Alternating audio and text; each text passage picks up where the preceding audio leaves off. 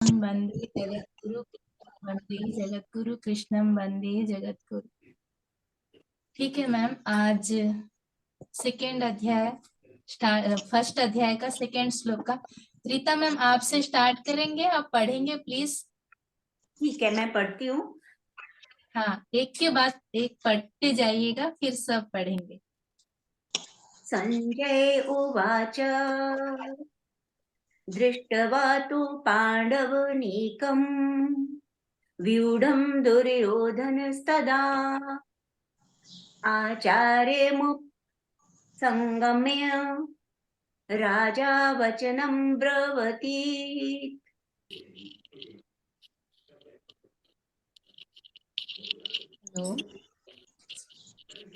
अभी कोई और पढ़ेगा? हर कोई एक एक बार पढ़ के जाइएगा, फिर मैं आखिर में मैं पढ़ लेती हूँ। हाँ, पढ़ लीजिए मैम। आवाज आ रही है? आवाज आ रही है ना? हाँ। संजय उवाच दृष्ट्वा तु पाण्डवनीकं व्यूढं दुर्योधनस्तदा आचार्यमुपसंगम्य राजा वचनमब्रवीत्। संजय उवाच दृष्ट्वा तु पाण्डवनीकं व्यूढा दुर्योधनस्तदा आचार्यासुपसंगम्य राजा वचनं ब्रवीत्।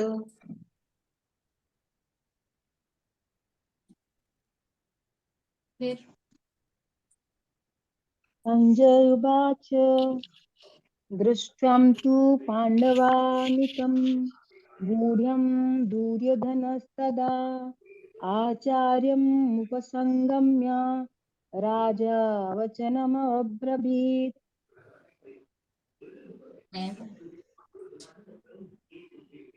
संजय उवाच दृष्ट्वा तु पाण्डवानीकं व्यूढं दुर्योधनस्तदा आचार्यमुपसंगम्य राजा वचनं ब्रवीत्।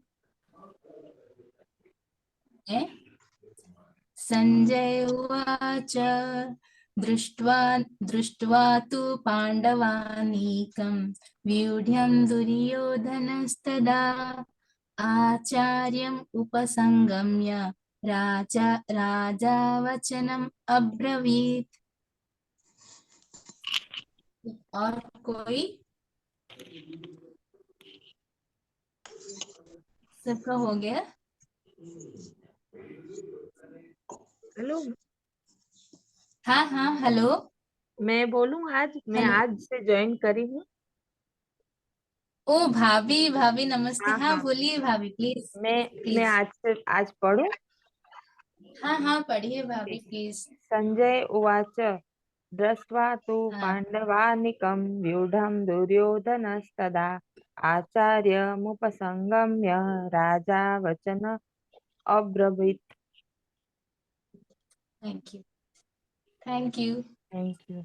इस हाँ, इसमें ना संधि विच्छेद होता रहता है, इसीलिए आपको थोड़ा सा डिफिकल्टीज हो रहा है। मेरे को दृष्टवा भी लग... तु पांडवान। हाँ देखिए मैम, ऐसा रहता है। दृष्टवा तु पांडवानीकं व्यूढ्यं दुर्योधनस्तदा आचार्यम उपसंगम्य राजा वचनम अब्रवीत। यस यस, देखिए ये है। हाँ समझ थैंक यू। गए। हाँ, जब आप ऐसे पढ़ेंगे तो आपको और डिफिकल्टीज नहीं होगी। Thank you ma'am. सब पढ़ लिए, अभी एक्सप्लेन करेंगे मैम। आप रीता मैम स्टार्ट करेंगे? मैं एक्सप्लेन करूं? कोई बात नहीं, आप पढ़े हैं ना, स्टार्ट कीजिए ना। चलिए मैं करूँगी प्लीज। चलिए, ठीक है, आप फिर उसको क्लियर करना, ठीक है? अब करेंगे। हाँ। तो संजय ने कहा, अभी एक्चुअली ये दुर्योधन सॉरी धृतराष्ट्र संजय से पूछ रहे हैं। फर्स्ट श्लोक में उन्होंने पूछा है कि तुम मुझे बताओ कि उस धर्म क्षेत्र में, धर्म क्षेत्र जो कि कुरुक्षेत्र जो कुरुक्षेत्र है वो एक्चुअली तो धर्म क्षेत्र है, जहां मेरे पुत्र और पांडव के पुत्र, पांडु के पुत्र खड़े हैं, तो वो क्या कर रहे हैं? तो संजय ने बोला कि उसने देखकर बोला कि जो पांडव के पुत्र हैं उन्होंने उनकी जो व्यूह रचना करी है, जो अपनी आर्मी को सजाया है, वो बिल्कुल इतनी डिसिप्लिन्ड और आर्मी की तरह, जैसे एक सेना की तरह बहुत अच्छे से सजाया है। और दुर्योधन ने जब ये सब देखा तो वो आचार्य के पास गए, अपने द्रोणाचार्य के पास गए और उनसे बोले कि वचनम ब्रवीत, इसका मतलब मुझे कि क्या इसका मीनिंग क्या था कि उनको बोलिए। हाँ, वो उस सेना को देखकर ना बड़े क्षुब्ध हो गए थे दुर्योधन। तो उनको ये लगा कि ये इतनी बड़ी सेना और इतनी डिसिप्लिन्ड वे में, क्योंकि ये दृष्टवा जो है ना, वो दृष्ट दुमन के लिए है, जो राजा द्रुपद का बेटा। नहीं मैम, दृष्टवा मीन्स देखकर। दृष्टवा तो पांडवानीकम मतलब देख के, पांडव की सेना को देख के। व्यूढ़म मतलब उसका आर्मी अरेंजमेंट। हाँ, उसकी जो अरेंजमेंट है।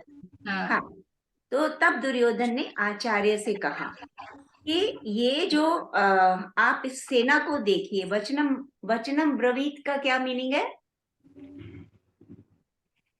वचन मीन्स बात। सिर्फ अभी बात दुर्योधन बोल रहे हैं। सॉरी, इसमें ना वो उतना ही है, आगे के शब्द कहे दुर्योधन ने। हाँ, मतलब उन्होंने, दुर्योधन ने आचार्य से कहा कि आप इस सेना को देखें जो इतनी ज्यादा विशाल और कितने अच्छे, कितनी मतलब डिसिप्लिन वे में सजी हुई है।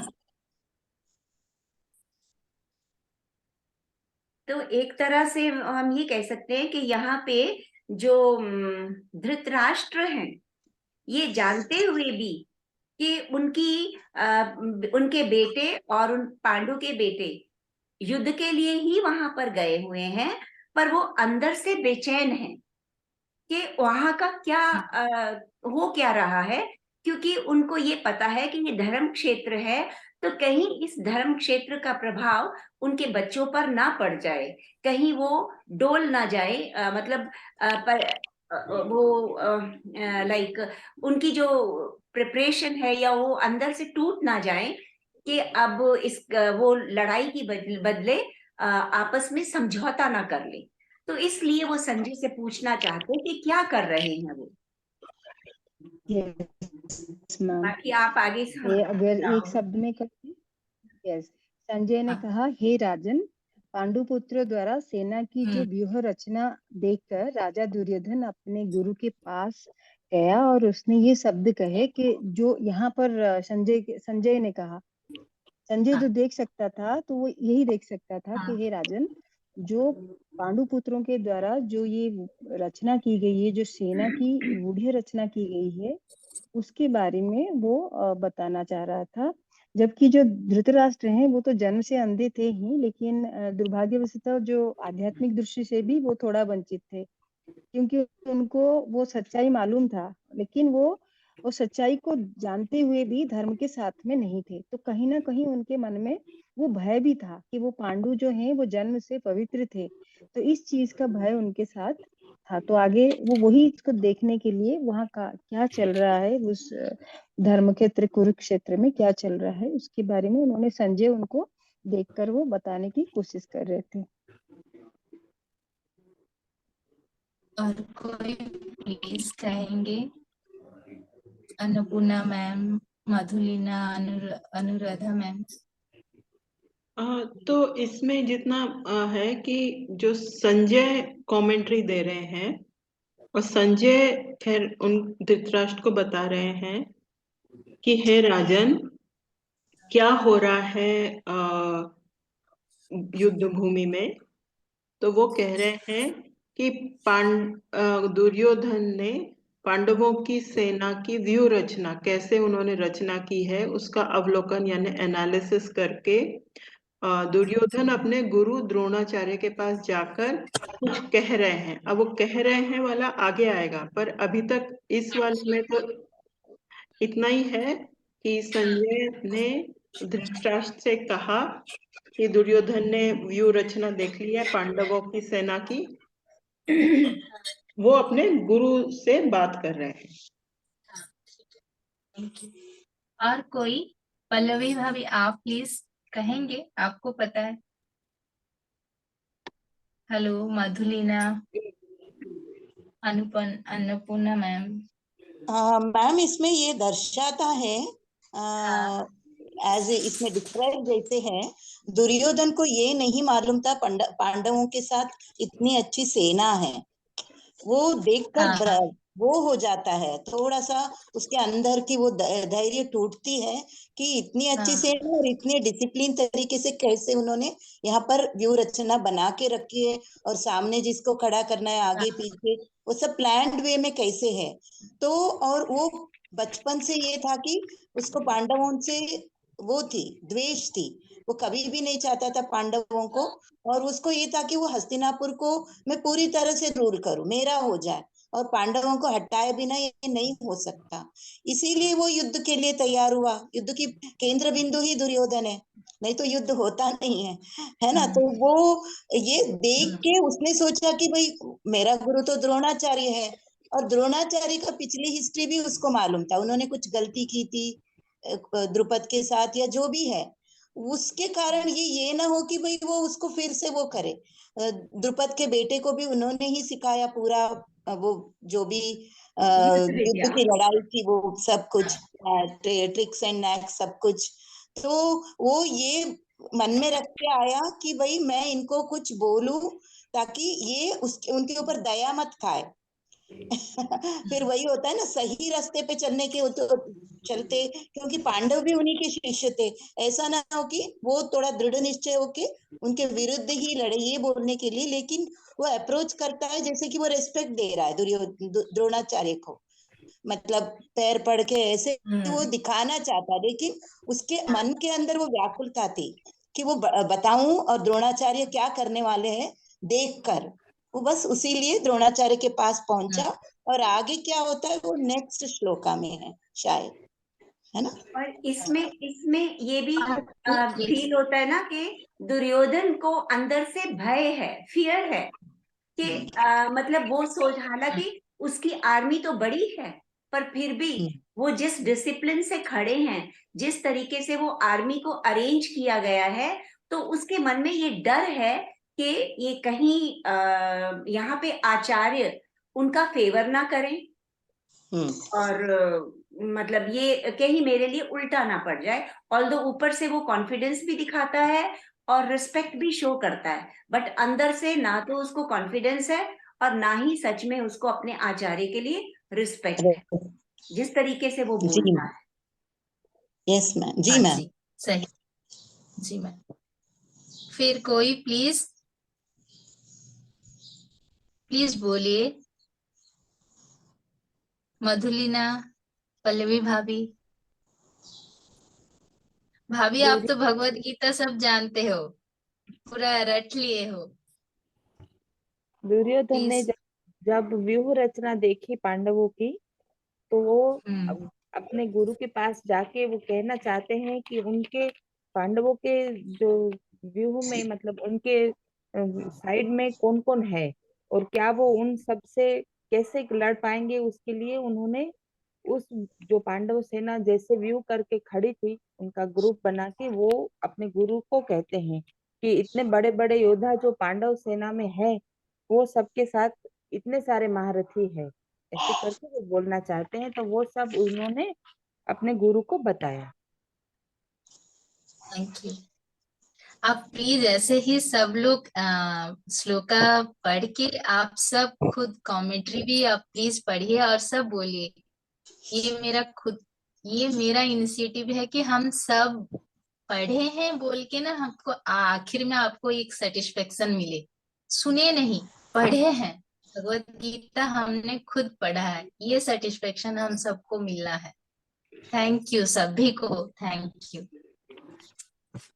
और कोई बच गया? हेलो हेलो मधुलिना, आप अगर बोलना चाहें तो बोलिए।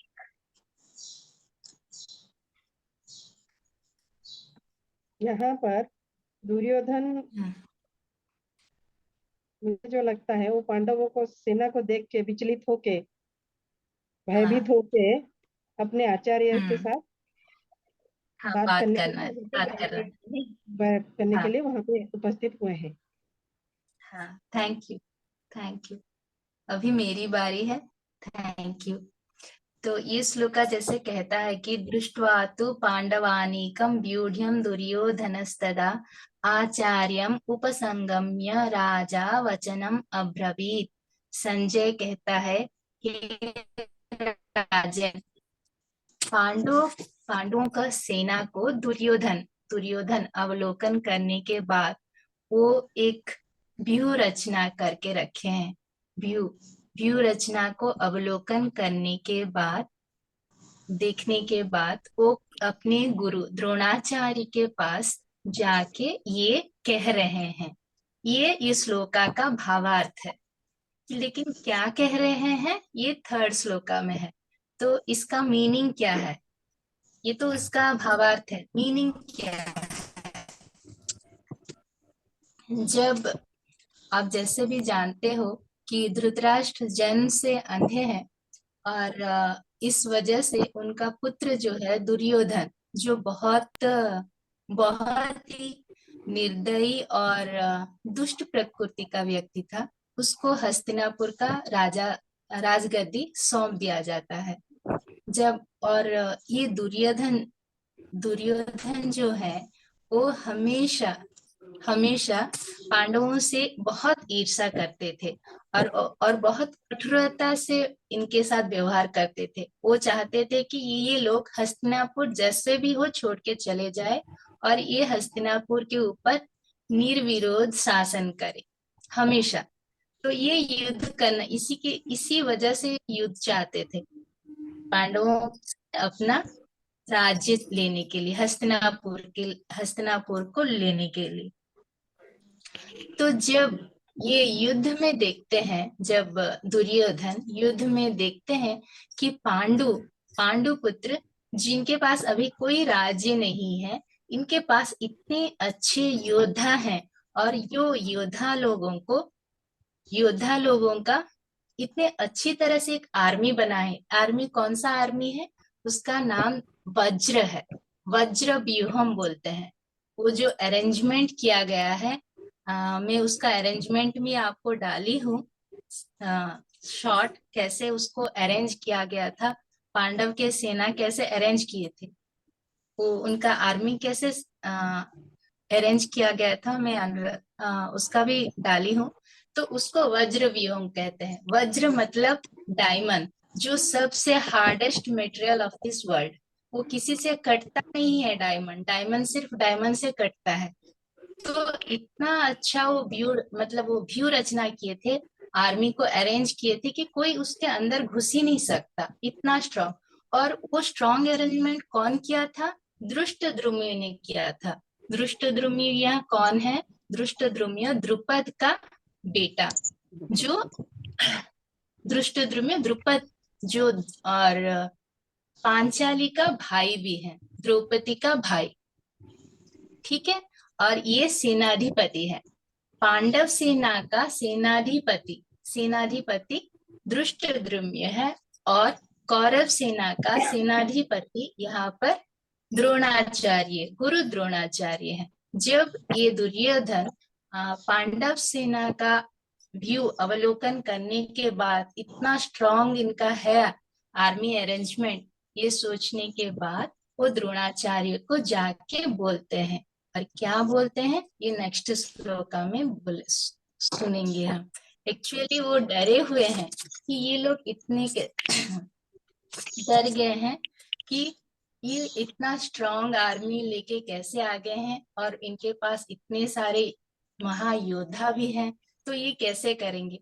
और एक बात, द्रोणाचार्य का सबसे प्रिय शिष्य जो है अर्जुन है, और अर्जुन को हमेशा द्रोणाचार्य को हमेशा अर्जुन से बहुत लगाव है।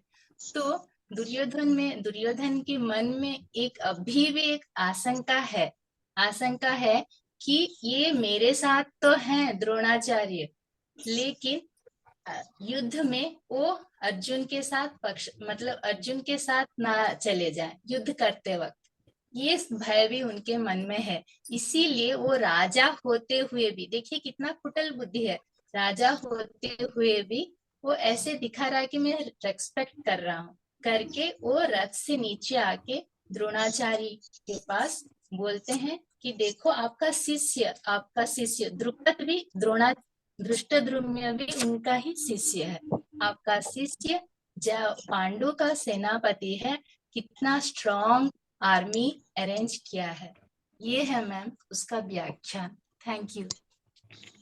मैं एक चीज बोलूं इसमें?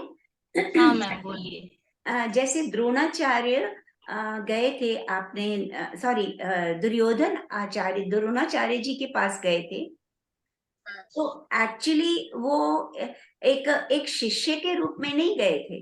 मतलब नॉर्मली आचार्य के पास जब कोई जाता है तो वो कितना भी बड़ा राजा क्यों ना हो, वो झुक के जाता है, एक शिष्य बन के जाता है।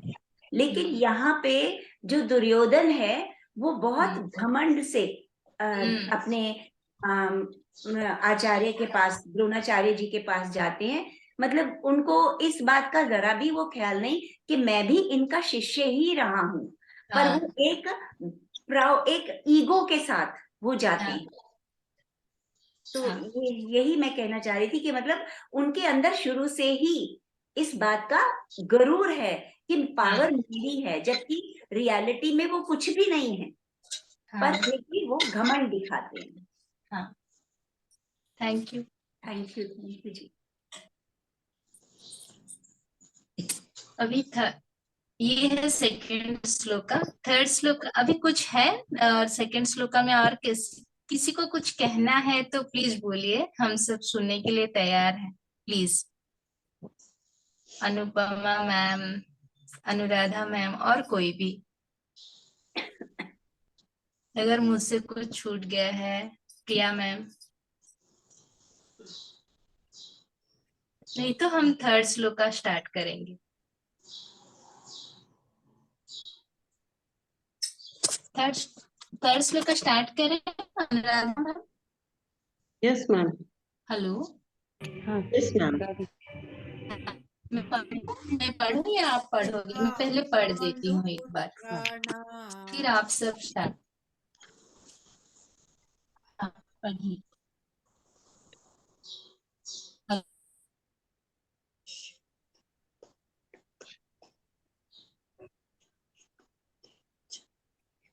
हेलो, आवाज नहीं आ रही मैम। नहीं।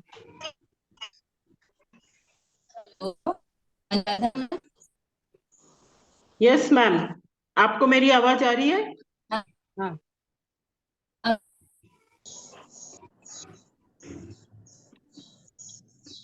तो पढ़ना है।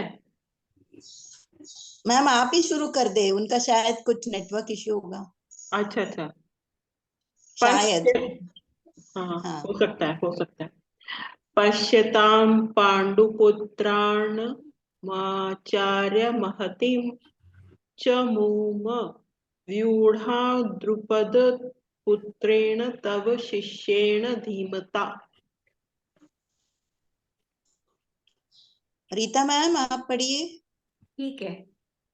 पश्यताम पांडुपुत्राणाम आचार्य महितं च मूम व्यूढ़ां द्रुपद पुत्रेण तव शिष्येन धीमता। लक्ष्मी मैम आप है? लक्ष्मी मैम, प्रिया मैम है, लक्ष्मी मैम है। हाँ पढ़िए। हाँ मैं हूँ, हाँ है। पढ़िए आगे आगे। कोई भी पढ़िए। हेलो। मैं ही बोल दूं? मैं पढ़ लेती हूँ, है ना? आप पढ़िए ना। हेलो, हाँ। कोई भी नहीं। पश्यन्तां पाण्डुपुत्राणाम् आचार्य महतिं च मूं यूढां द्रुपदपुत्रेण तव शिष्येण धीमता। मैं पढ़ूं? ठीक है, हाँ पढ़िए पश्यन् प्लीज। पश्यन्तां पाण्डुपुत्राणाम् आचार्य महतीं च मुं व्यूढा द्रुपदपुत्रेण तव शिष्येण धीमता। Thank you. Thank you. चलिए एक एक फास्ट पढ़ लीजिए फिर हम सब। पश्वतां पाण्डुपुत्राणामाचार्य महतीं च मुं व्यूढां द्रुपदपुत्रेण तव शिष्येण धीमता।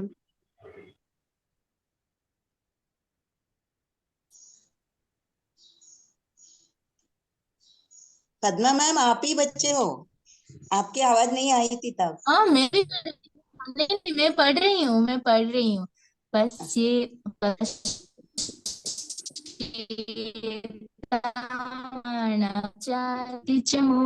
व्यूढ्यं द्रुपदपुत्रेण तव शिष्येण धीमता।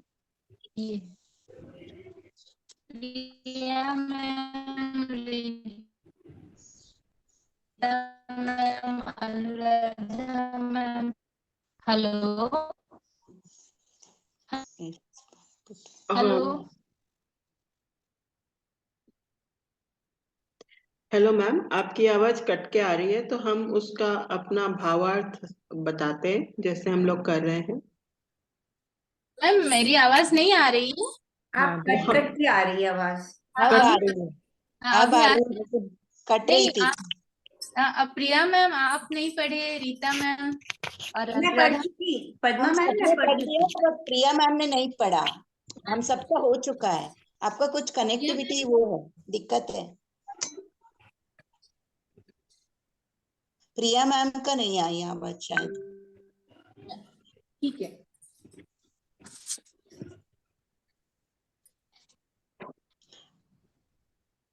स्टार्ट करें मैम भावार्थ के कोई। भावार्थ भावार्थ बोलिए, नहीं तो मैं बोलूंगी।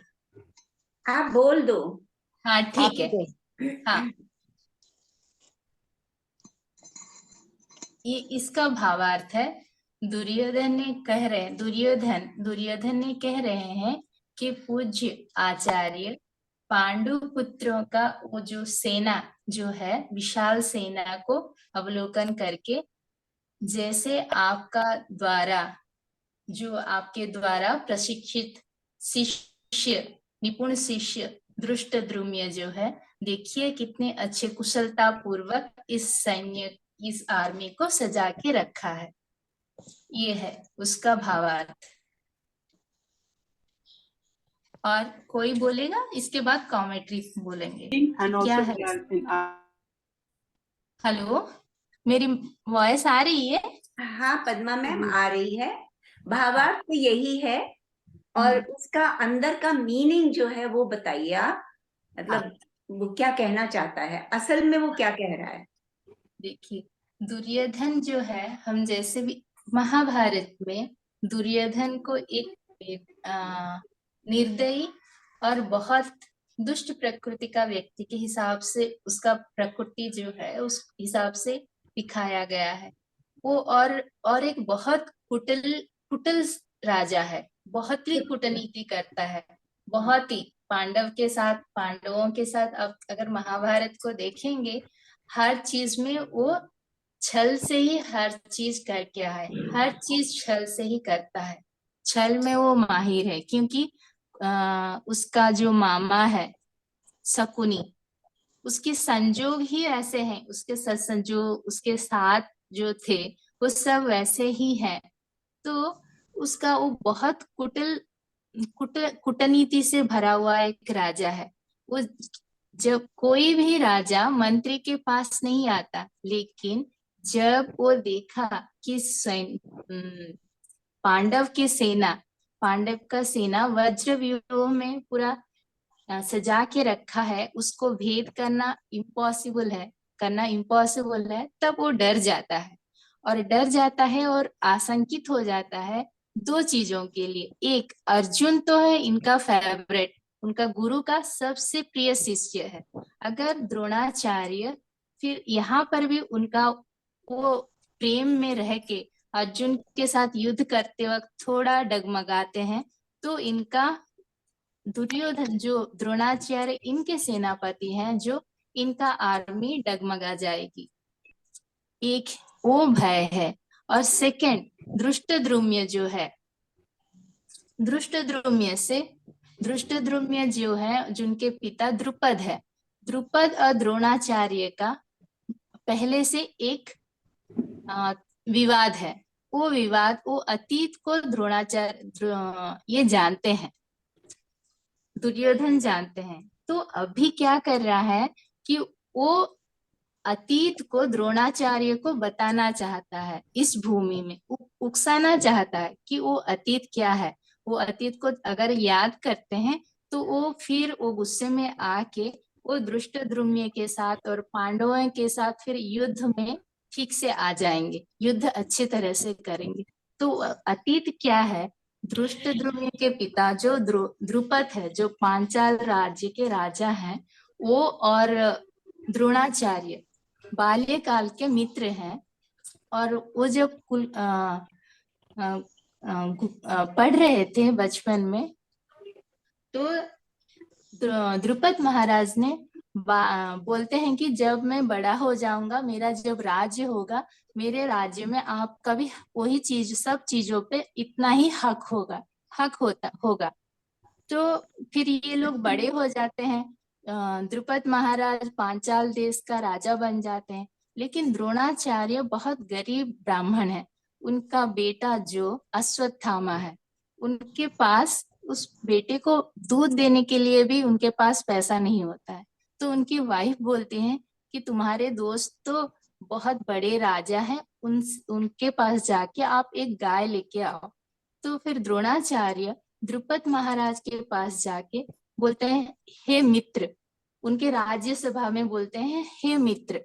तब द्रुपद को बहुत गुस्सा आता है, तुम एक गरीब ब्राह्मण हो और मैं पांचाल देश का राजा हूँ, तुम कैसे मुझे मित्र कह सकते हो? मैं तुम्हारा मित्र कैसे बन सकता हूँ? अगर तुम चाहते हो कि तुम एक गरीब ब्राह्मण हो, मैं तुम्हें कुछ दान चाहिए, तो जो भी दान मांगते हो, मैं वो दान देने के लिए तैयार हूँ, लेकिन तुम्हारा मित्र नहीं हूँ। तब द्रोणाचार्य को बहुत गुस्सा आता है। वो बोलते हैं, ठीक है, मैं तुम्हें एक मित्र सोच के आया था कि मैं अभी आपद में हूँ, मुश्किल में हूँ, मुझे तुम सहायता करोगे। लेकिन तुम जो बोल रहे हो कि तुम राजा हो और तुम दान देना चाहते हो, तो तुम्हारा दान मुझे नहीं चाहिए। तब वो छोड़ के आ जाते हैं। वो गुस्सा रहता है द्रुपद और द्रोणाचार्य। इसीलिए द्रुपद ने वहां शपथ लेते हैं कि द्रोणाचार्य को मारना है। इसीलिए वो एक यज्ञ करते हैं। वो यज्ञ से द्रौपदी और धृष्टद्रुम्य दोनों निकलते हैं। यज्ञ से निकलते हैं, इसीलिए द्रौपदी का नाम द्रौपदी है और धृष्टद्रुम्य है। धृष्टद्रुम्य को ये वर है कि वो द्रोणाचार्य को मार सके।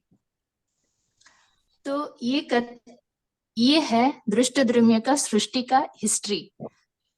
फिर धृष्टद्रुम्य को फिर आर्मी ट्रेनिंग भी तो देना है, तो कौन देगा? द्रोणाचार्य ही सबसे अच्छे गुरु हैं तब के वक्त।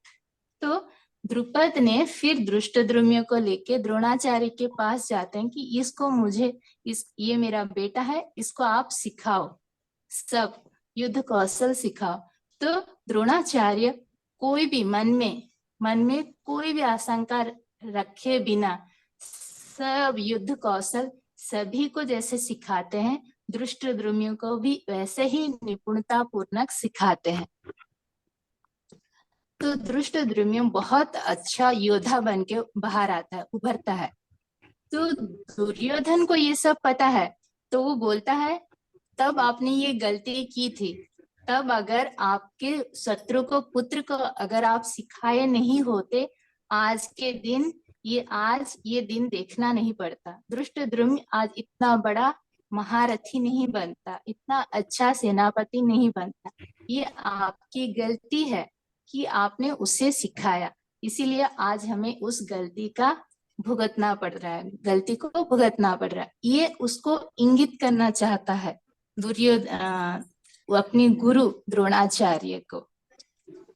इसीलिए वो द्रोणाचार्य के पास आके कहता है कि देखो आप जिससे सिखाए हो वो आज कितना बड़ा महावीर बन के कितना अच्छे से युद्ध के कौशल सीख के कितना अच्छा अपना अरेंजमेंट किया है, और हमें उनसे भी बेहतर करना है बोल के भी दूसरे और एक पॉइंट है उसका भी मन में, उनसे भी बेहतर हमें करना है बोल के, क्योंकि गुरु को तो डायरेक्ट ऑर्डर नहीं दे सकता, वो ऐसा भी बोल रहा है, वो भी एक पॉइंट है। ये है इसका भावार्थ मैम। Thank you. और किसी को कुछ कहना है तो प्लीज कहिए, ऐड कीजिए। इसमें जो राजा द्रुपद है वो यज्ञ कब करते हैं, जब वो एक बार द्रोणाचार्य जी की इंसल्ट करते हैं अपने किंगडम में, तो द्रोणाचार्य उनसे वो भिक्षा नहीं लिए बिना ही वापस आ जाते हैं। लेकिन उनका मन क्षुब्ध है कि उनके दोस्त ने ऐसे समय में, जरूरत के समय में उनको मदद नहीं की। तो जो कौरव पुत्र हैं, पांडव और दुर्योधन वगैरह, ये उनको इतनी अच्छी ट्रेनिंग देते हैं और उनकी मदद से द्रुपद राजा पे आक्रमण भी करते हैं और उनको हरा देते हैं। तो द्रुपद जो है वो बड़ा कूटनीति का राजा है। उस समय वो उनसे, द्रोणाचार्य जी से माफी मांग लेता है और उनको कहता है कि ठीक है, ये मेरी गलती है और अब मैं आपका मित्र हूं। लेकिन अंदर से वो ना तो क्षमा मांगता है और ना ही वो द्रोणाचार्य को दोस्त मानता है। तो तब वो यज्ञ करता है कि यज्ञ के द्वारा फिर दुष्टदुम्न पैदा होता है और द्रौपदी पैदा होती है। तो उनको पैदा करने का उनके मतलब उस जो यज्ञ से उनका जो जन्म हुआ, उनका मेन कारण ही यही था कि उन्होंने मिलकर द्रोणाचार्य और कौरव परिवार का विनाश करना है, क्योंकि कौरव परिवार की वजह से ही द्रोणाचार्य ने उनको जीता था, राजा द्रुपद को। तो मतलब मैं सिर्फ इतना ही कहना चाहती थी कि उनका यज्ञ करने का वजह क्या थी, दुष्टदुम्न को संसार में लाने की वजह क्या थी। वो दक्षिणा के तौर पे जब पांडवों का जब दक्षिणा खत्म हो जाता है, तो सबसे बोलते हैं आपको क्या चाहिए, तो वो तब बोलते हैं कि मुझे धृष्टद्युम्न चाहिए। तो तब युद्ध होता है, ये युद्ध में बांध के लेके आते हैं। हाँ, बिल्कुल ठीक है।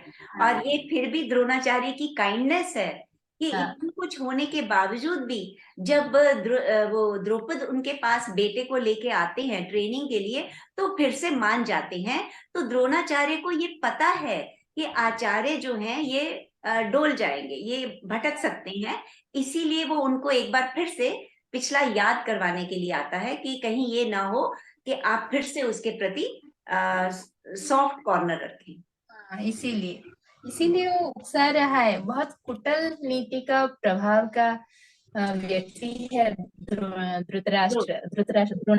दुर्योधन। ये है श्लोकार्थ। और किसी को कुछ भी ऐड करना है, एक्स्ट्रा जानते हैं, प्लीज कहते जाइएगा, अच्छा लगेगा, क्योंकि हर कोई यहाँ पर स्पीकर है। Please everyone